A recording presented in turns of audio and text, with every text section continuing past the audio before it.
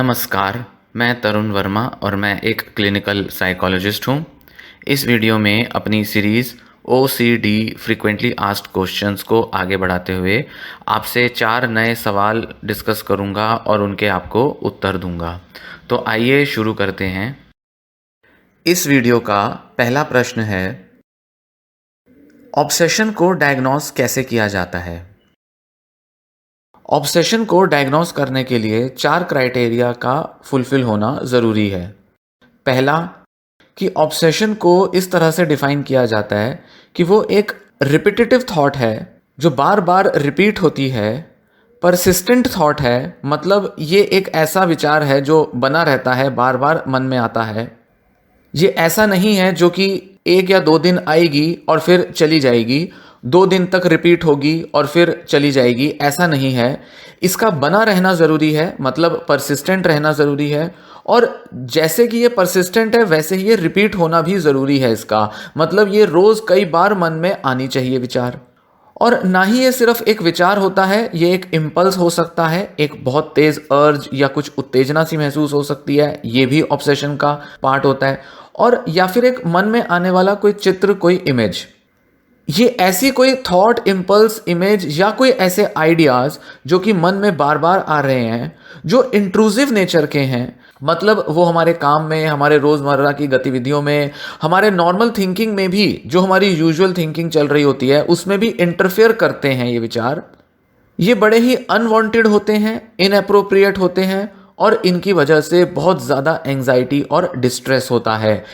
इस तरह से ऑब्सेशन को डिफाइन किया जाता है। दूसरा क्राइटेरिया हुआ कि ऑब्सेशन रोज़मर्रा के लाइफ की वरीज, चिंताएं नहीं होती। रोज़मर्रा की जो रियल लाइफ प्रॉब्लम्स होती हैं उसके बारे में ऑब्सेशन नहीं होती। रोज़मर्रा की चिंताएं जिसमें कि ज़्यादातर लोग परेशान होते हैं, जैसे कि काम धंधे के इश्यूज़ हो गए, घर परिवार के इश्यूज़ हो गए, ऑब्सेशंस अक्सर इस डेली लाइफ कंसर्न्स और इश्यूज से डील नहीं करती, उसके बारे में नहीं होती। या कोई ऐसे इश्यूज जिससे कि लोग आमतौर पर कंसर्न रहते हैं, ऑब्सेशन उससे कई स्टेप्स आगे, कई गुना आगे तक एक्सटेंड हो जाती है, उससे बहुत बियॉन्ड चली जाती है। जितना कि आम जिंदगी में एक्सपेक्ट किया जाता है उससे बहुत ज़्यादा एक कंसर्न देखने में आता है ऑब्सेशन में। जैसे बार बार गंदे कपड़े धोना या कहीं भी गंदगी को लेकर कंसर्न आ जाना और फिर उसे बार बार धोने की आदत होना। अब हम कब इस तरह का वॉशिंग और क्लीनिंग को ऑब्सेशन कहेंगे? आमतौर पर तो एक बार धो धाकर कपड़ा पहन लेना नॉर्मल समझा जाएगा, पर जब यही धोने की प्रक्रिया कई बार चल रही है, एक फिक्स नंबर ऑफ टाइम तक चल रही है, जब जब कपड़ा पहनना होता है उससे पहले उसका धुला होना ज़रूरी है, या उस पर कहीं भी अगर कोई दाग वगैरह लगा है तो उसका साफ होना ज़रूरी है, तो यह ऑब्सेशन हो जाएगा। तीसरा क्राइटेरिया हुआ कि जिस पर्सन को ये ऑब्सेसिव थॉट आ रही है वो उसको बहुत प्रयास लेता है इग्नोर करने के, उसको सप्रेस करने के, और बहुत ज़्यादा कोशिश करता है कि उसको न्यूट्रलाइज करे, पर फिर भी वह कर नहीं पाता है। वह बहुत हेल्पलेस हो जाता है और बार बार उसे कोई कंपल्सिव बिहेवियर परफॉर्म करना पड़ता है, किसी और थॉट या एक्शन से उसको न्यूट्रलाइज करना पड़ता है। ना ही ये विचार इग्नोर हो पाते हैं और ना ही ये विचार आसानी से कंट्रोल हो पाते हैं, तो इन्हें कंट्रोल करने के लिए या दूर करने के लिए कुछ न्यूट्रलाइजिंग एफर्ट लेना पड़ता है। और चौथा क्राइटेरिया हुआ कि एक पर्सन को ये पता होना चाहिए या ये पता ही होता है कि जो ऑब्सेशन है ये उसी के मन में से उठने वाला विचार या कोई आइडिया है या इमेज है। ऐसा नहीं लगता पेशेंट को कि ये कहीं बाहर से विचार आ रहे हैं या उसकी इच्छा के बिना बहुत सारे विचार उसके मन में डाले जा रहे हैं। कुछ ऐसा एक्सपीरियंस नहीं होता जैसे कि कोई दूसरा व्यक्ति या कोई दूसरी ताकतें उसके मन में ये विचार ला रही हैं। उसे पता होता है पेशेंट को कि ये मेरे मन में ही विचार उठ रहे हैं, मेरे ही को ही ये सारे कंसर्न्स हैं और मैं इसे रोक नहीं पा रहा या पा रही। तो ऐसे विचार जिसमें कि लगता है कि कहीं बाहर से आ रहे हैं उन्हें हेलुसिनेशंस कहा जाता है, डिल्यूजन्स कहा जाता है। कुछ ऐसे साइकोटिक फिनोमिना होते हैं वो, जबकि ऑब्सेशन जो है वो न्यूरोटिक सिम्टम होता है। इसमें पेशेंट को पता है कि उसके अंदर से ये सिम्टम आ रहे हैं पर वो उसे कंट्रोल नहीं कर पा रहा और उसे बहुत एंग्जाइटी हो रही है। एक पर्सन जिसे ऑब्सेसिव थॉट आती है वो जानता है कि उसके मन में ये आ रही हैं, उसको इससे परेशानी भी हो रही है और वो इसे हटा नहीं पा रहा है। दूसरा प्रश्न, कंपल्जन को डायग्नोस कैसे किया जाता है? कंपल्जन को डायग्नोस करने के लिए दो क्राइटेरिया का होना जरूरी है। पहला कि कंपल्जन एक बिहेवियरल और मेंटल एक्ट होता है, कुछ ऐसी क्रिया होती है जो कि बिहेवियर में बाहर से दिखने वाली या मन में चलने वाली एक एक्शन होती है, जो कि एक व्यक्ति जब करता है तो उसे ऐसा महसूस होता है कि उसको ये करना ही पड़ेगा, उसके लिए ये करना बेहद ज़रूरी है ताकि वो किसी तरह से अपने ऑब्सेशन से छुटकारा पा सके, उसको रिलीफ दे सके। या पेशेंट को कुछ रूल्स रेगुलेशंस, कुछ नियम कायदे कानूनों के हिसाब से उसे बार बार करना पड़ता है जब तक कि एक सेट मैनर में वो चीज़ पूरी ना हो जाए। तो अगर 5 बार किसी मंत्र का या किसी प्रेयर का जाप करना है तो उसे वो बार बार करना ही पड़ेगा क्योंकि उसने रूल सेट किया है, और वो जो प्रेयर कर रहा है वो मन में आ रहे किसी ऑब्सेशन को कैंसल आउट करने के लिए है। ये भी उस कंपल्जन का नेचर होता है। दूसरा क्राइटेरिया हुआ कि ये जो बिहेवियर्स या मेंटल एक्ट्स होते हैं, ये जब परफॉर्म किए जाते हैं तो ये डिस्ट्रेस को थोड़ी देर के लिए रिड्यूस कर देते हैं। किसी भी तरह का जो ऑब्सेशन से आने वाला जो स्ट्रेस है उसे थोड़ी देर के लिए ही सही पर कम कर देते हैं। या कुछ बड़ा भयानक या कुछ बड़ा अनवांटेड ड्रेडनिंग थ्रेटनिंग सा कुछ ऐसा कॉन्सिक्वेंस है, कुछ ऐसी घटना है जिससे कि छुटकारा मिल जाता है, जिसको कि बचाया जा सकता है। तो कोई भी ऐसी अनहोनी जिसे कि होने से रोका जा सके उसे करने के लिए तब ये कंपल्जन जो है देखने में आती है। इस तरह से कंपल्जन को डिफाइन किया जाता है। इसी के साथ हम एक तीसरा क्राइटेरिया भी जोड़ सकते हैं कि ये जो एक्ट्स होते हैं, मेंटल या बिहेवियरल एक्ट्स, ये बहुत एक्सेसिव होते हैं, बहुत ज़्यादा होते हैं, और पर्सन को भी और आसपास के लोगों को भी ये बहुत लॉजिकल और रियलिस्टिक नहीं लगते। मतलब ऐसा लगता है कि जिस चीज़ को प्रिवेंट किया जा रहा है, न्यूट्रलाइज किया जा रहा है जिस चीज़ को, जैसे कि कोई ऑब्सेशन हो सकता है, मान लीजिए कोई गंदगी लग गई तो लगा कि अरे कोई बीमारी ना हो जाए, तो जिस बीमारी को बचाने के लिए इतने सारे कंपल्जन्स किए जा रहे हैं, एक्चुअल में लगेगा कि इतना ज़्यादा एफर्ट लेने की, इतनी बार हाथ धोने की, उस चीज़ को धोने की इतनी आवश्यकता तो है ही नहीं, पर पेशेंट उसे बार बार ज़्यादा से ज़्यादा करता है। तो मतलब ये काफ़ी इलॉजिकल और अनरियलिस्टिक सा साउंड करता है। ऐसा दिखता है कि जैसे बेवजह बहुत ज़्यादा एफर्ट लिया जा रहा है किसी ऐसी चीज़ से बचने के लिए जो कि वास्तविक में कोई खतरा या डेंजर है ही नहीं बाहरी दुनिया में। तीसरा प्रश्न, क्या ऑब्सेशंस और कंपल्जन्स के अलावा कोई और भी ऐसा क्राइटेरिया होता है जिसके आधार पर ओसीडी का डायग्नोसिस दिया जाता है? हाँ, ऐसा होता है। ऐसी कई चीज़ें मेंटल हेल्थ प्रोफेशनल्स देखते हैं जिसे कि ज़रूरी समझा जाता है ताकि ओसीडी का डायग्नोसिस दिया जा सके।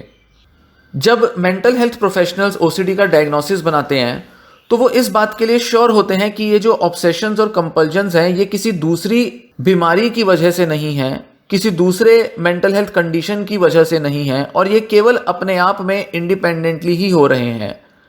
जैसे कि जिन लोगों को ईटिंग डिसऑर्डर्स होता है उनके काफ़ी रिचुअल्स होते हैं, जैसे कब खाना है, कितना खाना है, किस तरह से खाने को टच करना है, खाने के करीब कितना जाना है, कितना निवाला मुंह में लेना है, किस तरह से उसे चबाना है, कितनी देर तक खाना है। ऐसे बड़े सारे उनके भी रिचुअल्स होते हैं, तरीके होते हैं। पर क्योंकि ये ईटिंग डिसऑर्डर के रिस्पॉन्स में है, इसे हम ओसीडी नहीं कहेंगे, क्योंकि ये एक पर्सन के खाने के कंसर्न से जुड़ा है, उसके अंदर स्ट्रॉन्ग ईटिंग कंसर्न्स पहले ही मौजूद हैं, तो इसे ईटिंग डिसऑर्डर के डायग्नोसिस में डाला जाता है, ना कि ओसीडी के डायग्नोसिस में।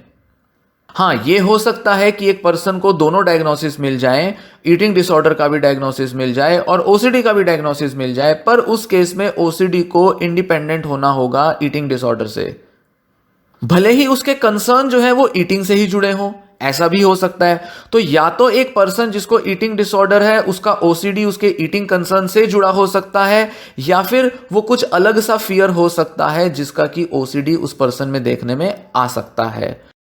तो ये सब देखने में, समझने में प्रोफेशनल्स को काफ़ी डिटेल में एनालिसिस करना होता है, काफ़ी जानकारी लेनी होती है, पूरे थॉरो इंटरव्यूज़ कंडक्ट करने पड़ते हैं पेशेंट से, उसके फैमिली मेम्बर से, उसके आसपास जो भी लोग रहते हैं जिनसे उसका रोज़ मिलना जुलना है, उनमें से किसी व्यक्ति से पूरा इंटरव्यू करके, पूरा जांच पड़ताल करके, जांच करके तभी किसी निष्कर्ष पर पहुंचते हैं डॉक्टर कि ये जो बीमारी है ये सिर्फ ओसीडी है या ओसीडी ये किसी और वजह से हुई है, या ये कोमॉर्बिड ओसीडी है या ये इंडिपेंडेंट सिंगल डिसऑर्डर ओसीडी का मौजूद है। और यही वजह होती है कि डॉक्टर्स अक्सर जब आपसे मिलते हैं, डायग्नोसिस देते हैं, तो उसमें बहुत सारी डिटेल्स लेते हैं ताकि वो सही तरह से डायग्नोसिस पर पहुंच सकें। कुछ और चीज़ें जो कि ओसीडी के डायग्नोसिस में ज़रूरी होती हैं, उनमें होता है कि कितना टाइम एक पर्सन अपने रिचुअल्स में दे रहा है।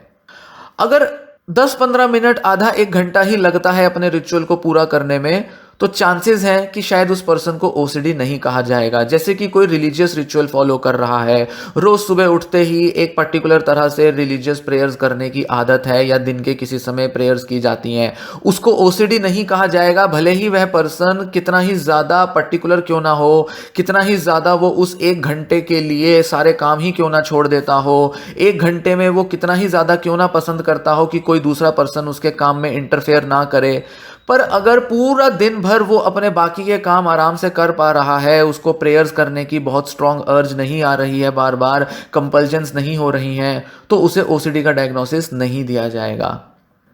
इसी के साथ ज़रूरी होता है कि ऑब्सेसिव थॉट से बहुत ज़्यादा डिस्ट्रेस आना चाहिए। अगर सुबह की प्रेयर छूट जाती है और उससे पूरा दिन खराब हो जाता है, बार बार प्रेयर करने के अटेम्प्ट एक पर्सन लेता है, तो यानी कि उसमें डिस्ट्रेस बहुत ज़्यादा है। जबकि अगर किसी वजह से मान लीजिए सुबह 1 घंटे की बजाय आधा पौना घंटा ही प्रेयर हो पाई है और उसके बाद भी वो पर्सन पूरी तरह से फ्री माइंड से अपने सारे काम कर पा रहा है, तो ऑब्सेशन उसको नहीं है, ओसीडी उसमें नहीं है, क्योंकि वो अपने बाकी के काम ठीक से कर पा रहा है या कर पा रही है। तो इसलिए उसमें डिस्ट्रेस नहीं है, तो हम उसे ओसीडी का डायग्नोसिस नहीं देंगे। कई मामलों में पेशेंट ये पहचान ही नहीं पाते कि उनकी जो कंपल्जन्स हैं वो बहुत एक्सेसिव हो रही होती हैं।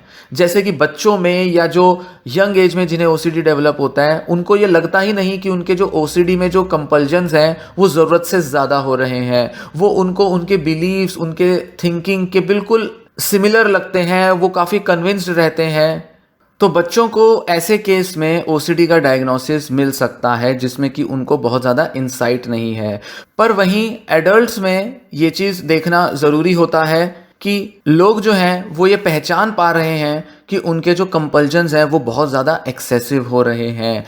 जबकि वो एडल्ट लोग जो कि ये नहीं समझते कि उनके कंपल्जन्स बहुत एक्सेसिव हैं और वो इजीली उसे कंट्रोल भी कर पा रहे हैं, तो उस केस में उनको डायग्नोसिस नहीं मिलेगा। जबकि जो देख पा रहे हैं कि उनके कंपल्जन्स एक्सेसिव हैं, उन्हें ओसीडी का डायग्नोसिस मिलेगा। मतलब वो समझ पा रहे हैं कि उनके जो कंपल्जन्स हैं वो अनकंट्रोलेबल हैं, वो उनके ना चाहते हुए भी उन्हें करना पड़ता है, बार बार करना पड़ता है, तभी उनको डिस्ट्रेस भी आता है।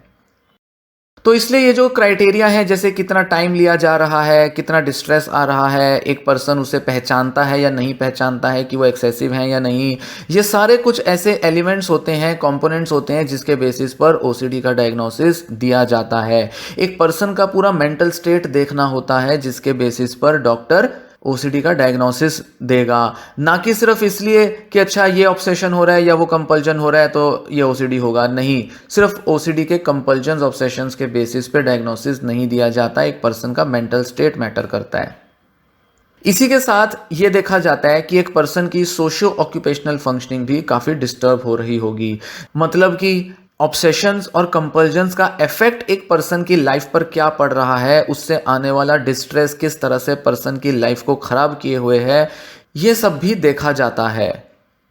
इनफैक्ट यहाँ ये भी चीज़ देखना ज़रूरी है कि जो पेशेंट है वो खुद भी ऐसा महसूस कर पा रहा है कि उसके ये जो बिहेवियर्स हैं, कंपल्जन्स हैं, इसकी वजह से बहुत टाइम खर्च हो जाता है, मैं अपनी पढ़ाई नहीं कर पा रहा, मैं अपनी जॉब नहीं कर पा रहा, मेरे लाइफ के सारे गोल्स जो हैं वो अटक गए हैं, उसे अचीव नहीं कर पा रहा।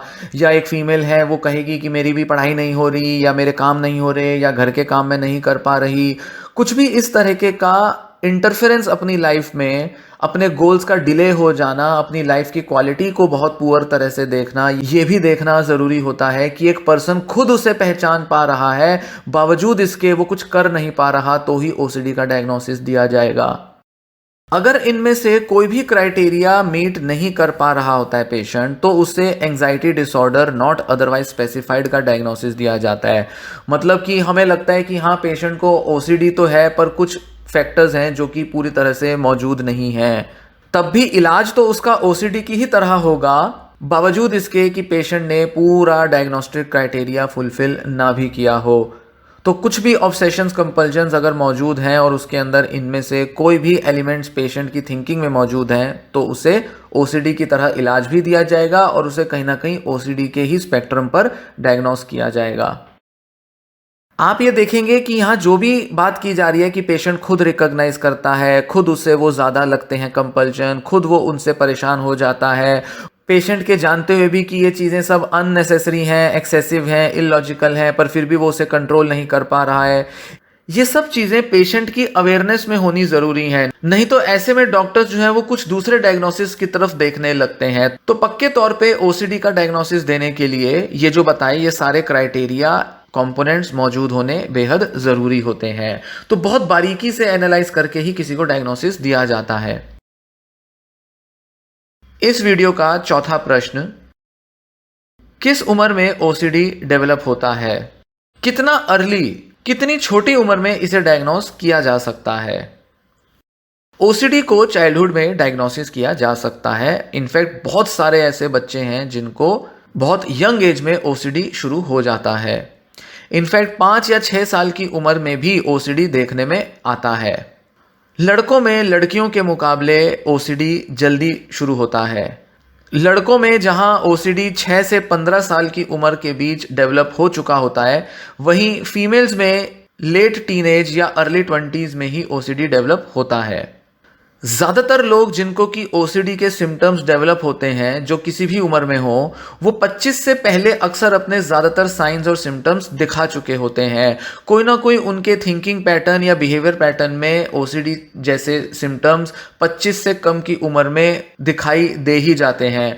भले ही पेशेंट को 25 की उम्र से पहले ओसीडी का डायग्नोसिस ना मिला हो, पर फिर भी ज़्यादातर मामलों में 25 से कम की उम्र में ओसीडी के कोई ना कोई लक्षण डेवलप हो ही चुके होते हैं। बहुत ही कम, ना के बराबर ऐसे केसेस हैं जो कि 50 साल या उससे बड़ी उम्र में डेवलप होते हैं। इनफैक्ट कुछ बड़े चौंकाने वाले शोध ये भी कहते हैं कि जो लोग नए नए पेरेंट बनते हैं, मतलब जिनका नया नया पहली बार बच्चा पैदा होता है, मतलब सेकंड या थर्ड चाइल्ड की बात नहीं हो रही, जो फर्स्ट चाइल्ड होता है, उसके बाद लोगों में ओसीडी डेवलप करने की टेंडेंसी ज़्यादा होती है। इसका मोटे तौर पे कारण यही देखा जाता है कि बच्चा होने के बाद स्ट्रेस बहुत ज़्यादा हो जाता है कि बच्चे को पालेंगे कैसे, बच्चे की हेल्थ मेंटेन करनी है, बच्चे की देखरेख करनी है। बच्चे की केयर को लेकर एक पेरेंट बहुत ज़्यादा कंसर्न्ड हो जाता है, बहुत ज़्यादा रिस्पॉन्सिबिलिटी फील करता है। और जब ये रिस्पॉन्सिबिलिटी का फियर, रिस्पॉन्सिबिलिटी का कंसर्न बहुत ज़्यादा दिमाग में बैठने लगता है, तो धीरे धीरे ग्रेजुअली ओसीडी डेवलप हो सकता है, क्योंकि उनका जो सारा जो ऑब्सेसिव फियर होता है, फोकस होता है, वो बच्चे की सेफ्टी पर चला जाता है। इनफैक्ट महिलाओं में बच्चा पैदा होने के बाद ओसीडी का होना काफ़ी आम देखा जाता है। मतलब उन महिलाओं में जिनमें ओसीडी डेवलप हुआ है उनकी बात हो रही है। किसी भी महिला को होगा ऐसा नहीं है, बड़े सारे महिलाएं जिनको ओसीडी हुआ है, देखने में आएगा कि बच्चा पैदा होने के बाद बहुत सी महिलाओं में ओसीडी डेवलप हुआ होता है। ये रहे इस वीडियो के 4 प्रश्न और उनके उत्तर। ये वीडियो आपको पसंद आया हो तो वीडियो को लाइक करें और वीडियो को शेयर कर लें। इस तरह के और क्वेश्चंस के आंसर्स समझने के लिए आगे की वीडियोस देखते रहिए। यह वीडियो यहीं समाप्त होता है। धन्यवाद।